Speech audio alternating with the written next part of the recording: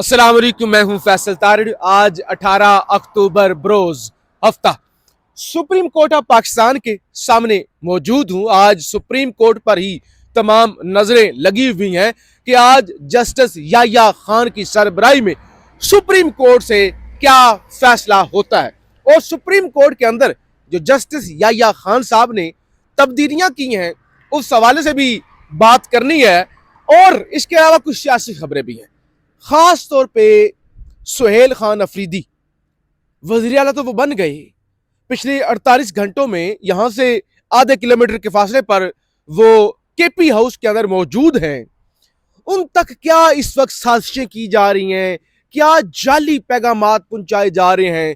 यानी देखिए ना, मैंने आपको रात को भी बताया था कि पीटीआई के अंदर एक अलग से जंग चल रही है। कुछ लोग कहते हैं कि सुहेल अफरीदी जो है उनका एक्सपीरियंस नहीं है, तजर्बाकार नहीं है, लिहाजा उनके ऊपर एक कौंसल बन जाए और वजीर आला तो सुहेल अफरीदी हो लेकिन असल जो काम हो वो हम करें। तो वो चीजें भी चल रही हैं। मौलाना फजल रहमान भी एक्टिव हो चुके हैं, अगरचे क्रेडिबिलिटी मौलाना फजल रहमान ने खो दिया है लेकिन मौलाना फजल रहमान एक्टिव है। और एस्टैब्लिशमेंट इस वक्त हाफिज साद रिजवी के बाद मौलाना फजल रहमान को खतरा समझ रही है, खास तौर पे हार्ड स्टेट के हवाले से जो नैरेटिव चलना शुरू हो गया है।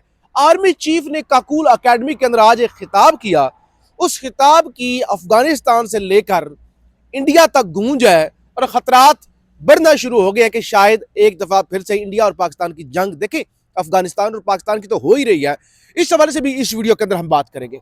तो आपसे गुजारिश है इस यूट्यूब चैनल को जरूर सब्सक्राइब कर लें, वीडियो को लाइक करें, शेयर करें और अपनी राय का इजहार जरूर करें।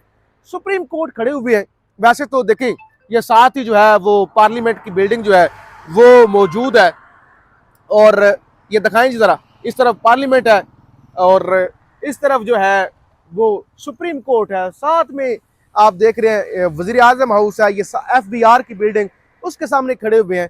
वैसे तो पाकिस्तान के अंदर अदारों की वक़्त माजत के साथ कम हुई है, मैं नहीं कहता खत्म हुई है, अभी भी उम्मीद बाकी है कि अदारे जो हैं वो सरवाइव करेंगे, खड़े होंगे। हमारे अदारे हैं, हमारा मुल्क है, किसी और का मुल्क नहीं है। यानी किसी की गलत पॉलिसियों की वजह से हम अपने मुल्क से नफरत नहीं कर सकते, हम ये कोशिश कर सकते हैं कि हम अपने मुल्क को बेहतर बनाएं। तो अभी भी उम्मीद तो है, लेकिन सुप्रीम कोर्ट के अंदर अभी हम सुप्रीम कोर्ट से ही सुप्रीम जुडिशल काउंसिल का क्योंकि इजलास खत्म हुआ है, ये बड़ा अहम जो है वो इजलास था, तो इजलास खत्म हुआ तो बड़ी खबरें जारी आनी थी। सुप्रीम जुडिशल काउंसिल का हाई कोर्ट के 2 सीनियर तरीन जजेस जिन पर जो है वो हाथ डाला गया कि आप क्योंकि किसी से पूछकर फैसले नहीं करते, किसी के आए हुए फैसले नहीं देते, तो आपकी जाली डिग्रियों वाले मामला उठाए जाएंगे, आप पर शिकायत के अंबार लगाए जाएंगे। तो इस सवाल से बड़ा अहम केस, लेकिन जो देखिए उस सवाल से हमने बात करनी है। सुप्रीम कोर्ट के अंदर एक दुनिया बदल चुकी है। मेरा तो तकरीबन 15 दिन के बाद सुप्रीम कोर्ट आना हुआ, दीगर जो दोस्त कैमरे के पीछे भी खड़े हुए हैं उनका भी कोई 1 हफ्ते के बाद आना हुआ। आज हम सुप्रीम कोर्ट आए, सुप्रीम कोर्ट की दुनिया ही बदल चुकी थी।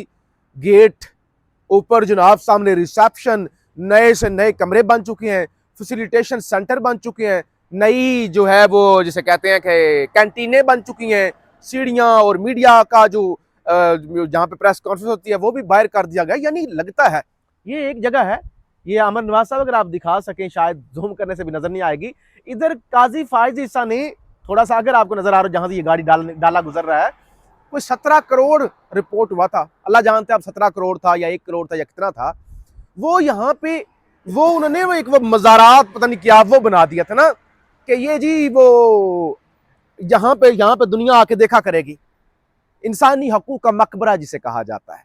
अब जस्टिस जो है याह्या खान साहब हैं, अगर से 26वीं तरमीम खत्म नहीं कर सके, अगर से पाकिस्तान में दुरुस्त इलेक्शन नहीं हो सका, अगर से पाकिस्तान में इंसानी हकूक की धज्जियां, अगर से पाकिस्तानी जेलें जो है वो सियासी असीरों से भरी हुई हैं, अगर से पाकिस्तानियों का एतबार, ये पीछे सबसे बड़ी अदालत जो पाकिस्तान में सबसे बड़ी अदालत मौजूद है, एक तो अल्लाह की अदालत है ना, नीचे जो जमीन पर पाकिस्तान के अंदर बड़ी अदालत है, इस पर एतमाद कम हुआ है। लेकिन याह्या खान साहब ने ये काम जरूर किया है कि सुप्रीम कोर्ट के अंदर नए जो खर्चा मर्चा है वो कर दिया है। बहरहाल सुप्रीम जुडिशल काउंसिल का इजलास अभी खत्म हुआ है, अभी अब से कुछ देर बाद ज़ाहिर अलामिया आ जाएगा कि क्या किया गया है।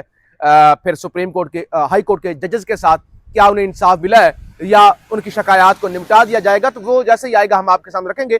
अभी कुछ और अहम खबरें आपके सामने रखना जरूरी थी, तो इसलिए हमने कहा कि आपको जरा सुप्रीम कोर्ट भी दिखा लें और जरा अपडेट भी दे देना सुप्रीम कोर्ट के अंदर क्या तब्दीलियां हुई और इजलास इस वक्त खत्म हो चुका है। अच्छा जी, इसके अलावा देखिए सुप्रीम कोर्ट से जो भी खबर आएगी हम आपके सामने रखेंगे। यहाँ पर मौजूद है मौलाना फजल रहमान ने यह इरादा कर लिया है कि वो सड़कों पर निकलेंगे।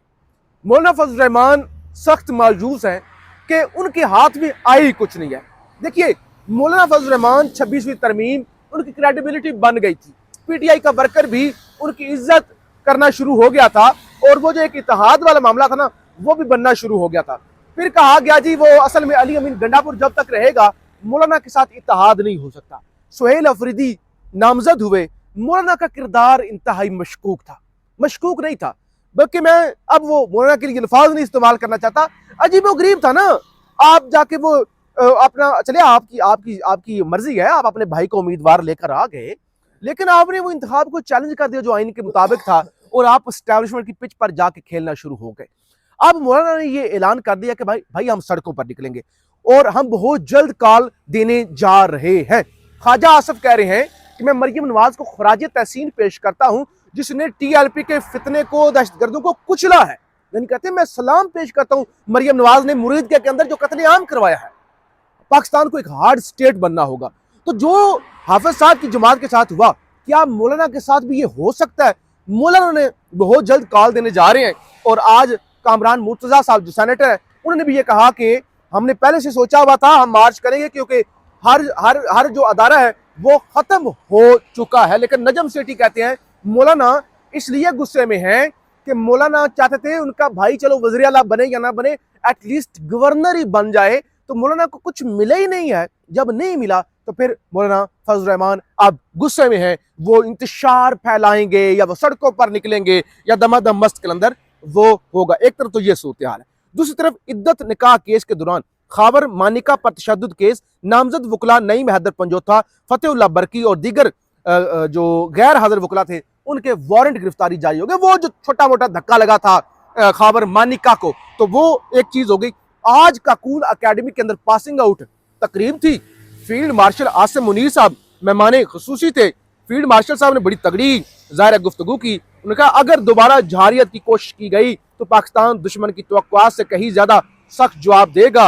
और उन्होंने कहा कि न्यूक्लियर इन्वायरमेंट में दोनों ममालिक में जंग के लिए गुंजाइश नहीं है। अगर भारत जंग करना चाहता है तो पहले से ज्यादा सबक सिखाएंगे। अफगान तालिबान के हवाले से उन्होंने बात की और उन्होंने दीगर भी, यानी बड़ी लंबी चौड़ी, अब वीडियो लंबी हो रही है, उन्होंने गुफ्तगू की।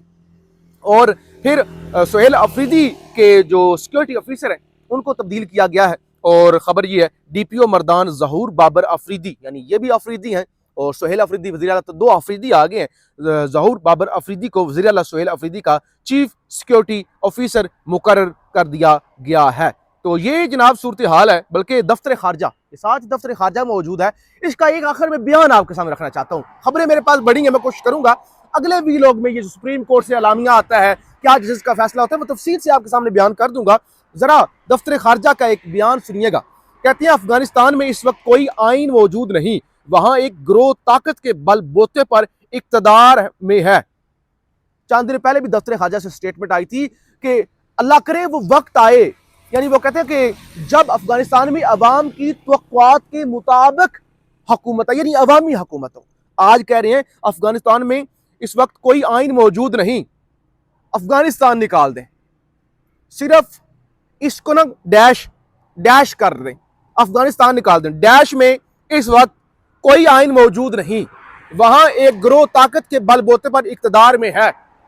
तो अब आपने मुझे कमेंट्स बॉक्स में जरूर बताना है कि ये किस मुल्क की बात हो रही है।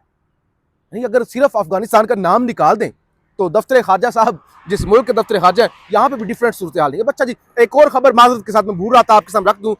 मुशार यूसुफ जई और अली जफर साहब ने सुहेल अफरीदी साहब को मुबैना तौर पर जाके बताया कि इमरान खान का हुक्म है बैरिस्टर सैफ को ओहदे पर बरकरार रखना है। सुहेल अफरीदी साहब ने एक जरिए से खान तक पैगाम भेज दिया, खान साहब आपका हुक्म सर आंखों पर। आपका एक पैगाम आया मुशार यूसुफ जई और बैरिस्टर अली जफर साहब के जरिए कि बैरिस्टर साहब को नहीं हटाना, बाकी सबको हटा दे, जो मर्जी आप काबीना बनाएं। तो खान का जो पैगाम आया, खान ने कहा मैंने तो किसी से कोई बात नहीं की, मैंने तो कहा कोई एडवाइजरी काउंसिल नहीं है, कोई कुछ नहीं है। सुहेल अफरीदी जाने और उसका काम जाने, जिसको रखे जिसको निकाले, क्योंकि मैंने सुहेल अफरीदी से जवाब लेना है। बहरहाल इस्लामाबाद में बहुत कुछ हो रहा है, हम आपको रिपोर्ट करते रहेंगे। पाकिस्तान जिंदाबाद।